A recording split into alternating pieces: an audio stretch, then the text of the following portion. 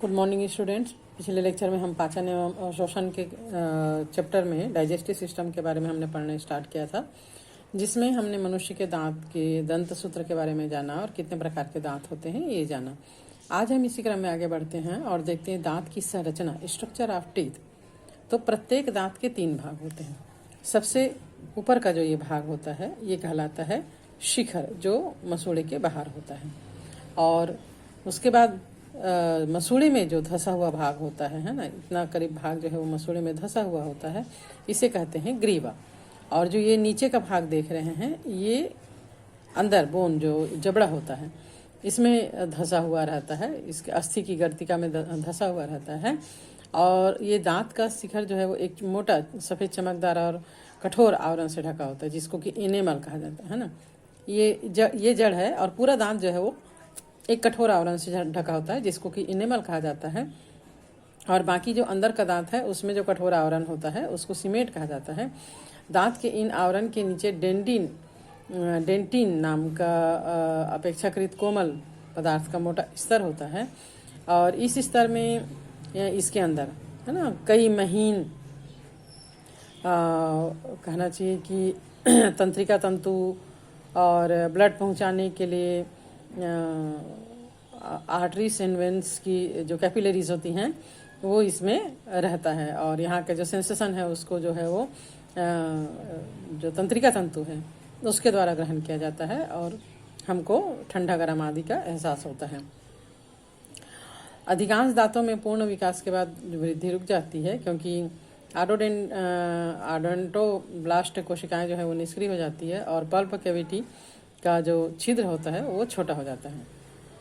ठीक, अब इसके आगे हम पढ़ते हैं ग्रसनी, फेरिंग्स की संरचना।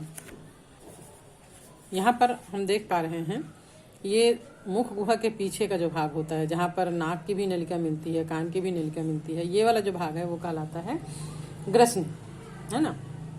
ये एक कीप के समान नलिका में खुलता है और इस कीप के समान संरचना को फेरिंग्स कहा जाता है, ग्रसनी कहा जाता है। वेलम पेलेंटाइन ग्रसनी गुहा को 2 कक्ष में वर्गीकृत कर देते हैं।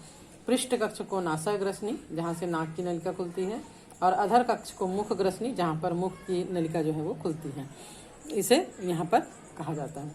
ठीक है, अब इसमें 4 छिद्र पाए जाते हैं। सबसे पहले ग्रसिका द्वार, गलेट, ये भोजन मार्ग का छिद्र है, जो हम भोजन करते हैं मुख गुहिका में आता है। और फिर ये इसोफेगस में खुलता है ना, ये यहाँ पर इसोफेगस में खुलता है, अर्थात ये ग्रसनी और ग्रसिका के बीच पाया जाता है। दूसरा होता है घाटीदार ग्लॉटिस, यहाँ पर हम देख पा रहे हैं एक फूला हुआ जो संरचना होती है। और ये जो है घाटी द्वार कंठ लैरिंग्स में खुलता है, और लैरिंग्स मीन्स स्वर कोष्ठ है ना, यहाँ पर श्वास में भी आ जाता है। घाटी द्वार पर एक उपास्थि द्वारा निर्मित घाटी ढक्कन एपिग्लॉटिस पाया जाता है, और ये ढक्कन भोजन को निगलते समय घाटी द्वार को बंद कर देता है, जिससे भोजन का कण श्वास नलिका में नहीं पहुंच पाता है। और घाटी ढक्कन को ट्रैफिक पुलिस भी कहा जाता है। इस प्रकार ये ट्रैफिक का नियंत्रण करता है कि कब सांस लेना है और कब भोजन अंदर करना है। नेक्स्ट है यूस्टेकियन डक्ट, जो कान है वहाँ से एक डक्ट आता है। ग्रसनी के पार्श्व में एक यूस्टेकी नलिका के छिद्र दोनों कान के तरफ पाए जाते हैं। ये ग्रसनी को मध्य कर्ण से, मिडिल ईयर से जोड़ने का काम करता है। और लास्ट है अंतःनासा छिद्र, इंटरनल नेजल, ये ग्रसनी के पृष्ठ तल पर खुलता है और भोजन ये नाक से आता है और भोजन के निगलते समय वेलम पेलेटाई इस छिद्र को बंद करने का काम करता है। अब आता है ग्रसिका, इसोफेगस। ये सीधी नलिकाकार होती है, इसकी लंबाई लगभग 25 सेंटीमीटर होती है और ग्रसनी को अमाशय से जोड़ने का काम करती है। ये ग्रीवा और वक्ष भाग से होती हुई तंतुपट यानी डायाफ्राम, यहाँ पर जो डायाफ्राम होती है पूरा ये आता है, वक्ष भाग से होते हुए यहाँ पर डायाफ्राम पाया जाता है। और इस डायफ्राम को भेद कर ये उदर गुहा में प्रवेश करती है और अंत में फिर ये आमाशय में खुलती हैं। और ग्रसिका में श्लेष्म ग्रंथियां पाई जाती हैं। पूरे ग्रसिका में श्लेष्म ग्रंथियां पाई जाती है, म्यूकस ग्लैंड्स पाए जाते हैं जो भोजन को निगल कर नीचे आने में मदद करते हैं। इसमें किसी भी प्रकार की पाचन ग्रंथियां नहीं पाई जाती हैं। अगर हम इसोफेगस की औतकी को देखें, हिस्टोलॉजी ऑफ इसोफेगस, तो इसकी भित्ति में ऊतकों के माध्यम सामान्य स्तर पर सिरोसा और बाह्य पेशी, ये जो सिरोसा है बाह्य स्तर होता है, पेशी स्तर अंदर का मसल्स लेयर, अंधा श्लेष्मा जिसमें कि श्लेष्मिक ग्लैंड्स होते हैं, और श्लेष्मिका म्यूकेसा 4 लेयर पाए जाते हैं। सिरोसा वास्तव में विसरल पेरिटोनियम होता है। पेशी स्तर से बाह्य अनुदैर्ध्य एवं भीतरी वर्तुल अरेखित पेशियों के स्तर होते हैं। अधः श्लेष्मिका संयोजी ऊतक से निर्मित स्तर होता है जिसमें तंत्रिकाएं, रुधिर और लसिका वाहिनियां, कोलेजन तंतु, लचीले तंतु, कुछ श्लेष्मा ग्रंथियां पाई जाती हैं। श्लेष्मिका यानी म्यूकेसा सबसे भीतरी स्तर है। इसमें उपकला, आधार पटल और श्लेष्मिका पेशी पाई जाती हैं। ग्रसिका की भीतरी उपकला स्तरित सल की उपकला के रूप में होता है। ग्रसिका के प्रारंभिक भाग में रेखित पेशियां, मध्य भाग में रेखित और अरेखित पेशियां और अंतिम भाग में केवल अरेखित पेशियां पाई जाती है। ग्रसिका भोजन को क्रमानुकंचन के द्वारा, है ना, क्रम से आकुंचन और शिथिलन होता है, उसके द्वारा ग्रसनी से अमाशय में भेजती है। नेक्स्ट संरचना हमारा आता है अमाशय, स्टमक। ये उदर गुहा में बाईं ओर डायफ्राम के नीचे स्थित होता है। ये आहार नाल का सबसे चौड़ा थैलेनुमा स्तरी पेशी भाग होता है और इसकी आकृति जो है वो जे के आकार की होती है। ग्रसिका अमाशय के लगभग मध्य भाग में बाईं ओर और कार्डियक भाग में खुलती है। तब इसके 3 भाग होते हैं। जठरागम भाग, ऊपर का जो भाग होता है ये जठरागम भाग, और ये फंडस भाग, और जठर निर्गमी, है ना, ये जो है वो जठर निर्गमी, यहाँ से जठर से जा रहा है। 3 भाग होते हैं। जठरागम भाग ये अमाशय का अग्र भाग है और ग्रासनाल, ग्रसिका और अमाशय के बीच एक कपाट पाया जाता है, जिसको कि यहाँ पर देख पा रहे हैं। यहाँ पर एक कपाट पाया जाता है, इसको कार्डियक कपाट कहा जाता है, कार्डियक वॉल। इस कपाट के कारण भोजन जो है वो ग्रास नली से अमाशय में तो आ सकता है लेकिन वापस ये नहीं जा सकता। दूसरा भाग होता है फंडस भाग। ये वाला जो है ना, ये बीच का पूरा भाग जो है वो फंडस भाग होता है। ये मध्य भाग होता है और अमाशय का लगभग 80% भाग का निर्माण फंडस भाग के द्वारा ही होता है। और ये पाचन क्रिया जो है, मेन रूप से पाचन क्रिया जो है वो इसी फंडस के भाग में पाया जाता है, क्योंकि इसी भाग में पाचक रसों का स्रावन किया जाता है। और फिर आता है जठर निर्गमी भाग। इसमें जो पचा हुआ भोजन है ना, ये डियोडिनम में यहाँ पर खुल रहा है।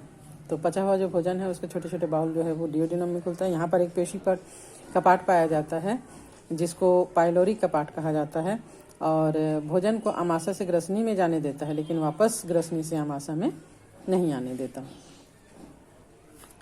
अमाशय में भोजन का मंथन जो होता है, यहाँ पर पीसा जाता है भोजन को। इस समय दोनों कपाट, यहाँ कार्डिया कपाट और पाइलोरी कपाट, दोनों कपाट बंद रहते हैं। और अमाशय की औतकी अगर हम देखें तो इसके भित्ति में 4 स्तर पाए जाते हैं। सबसे जो बाहर का स्तर होता है वो सिरोसा लेयर होता है। इसके बीच फिर मध्य लेयर होता है, आपका देखते हैं इस प्रकार हम आंत्र के काट को देख पा रहे हैं। ये आंत्र की औतकी है ना। इसमें सबसे जो बाहर का भाग होता है सिरोसा लेयर, फिर पेशी लेयर, उसके बाद सब mucosa layer and mucosa layer, and then इसमें जो संरचना, जो कार्य है उसके आधार पर इसके फोल्डेड होते हैं। अमाशय में चूंकि भोजन का पाचन होता है इसलिए इसमें बहुत ज़्यादा फोल्डेड होता है। तो बाहरी सिरोसा ये चपटी उपकला कोशिकाओं का तंतु में योजक ऊतक का बना होता है। पेशी स्तर या मस्कुलर लेयर ये सिरोसा के नीचे और 3 परतों का बना होता है। सबसे बाहरी परत अनुदैर्ध्य पेशी स्तर, लॉन्गिट्यूडिनल मसल लेयर, जो अनुदैर्ध्य पेशी तंतुओं से बना होता है। बीच का जो परत होता है वो वर्तुल पेशी लेयर, सर्कुलर मसल लेयर, ये सर्कुलर मसल से बने होते हैं। और तीसरा जो सबसे चौड़ा परत होता है तिरछा पेशी स्तर ऑब्लिक मसल लेयर कहलाता है, जो तिरछे पेशी तंतुओं से निर्मित होता है। तो ये 4 लेयर जो है सॉरी है ना, उसके बाद आता है अंतःश्लेष्मिका या सबम्यूकोसा। ये परत ढीले योजी ऊतक से संयोजी ऊतक से बने होते हैं, जिसमें रक्त की कोशिकाएं, लसिका वाहिनियां, तंत्रिका तंतु ये सब स्थित होते हैं।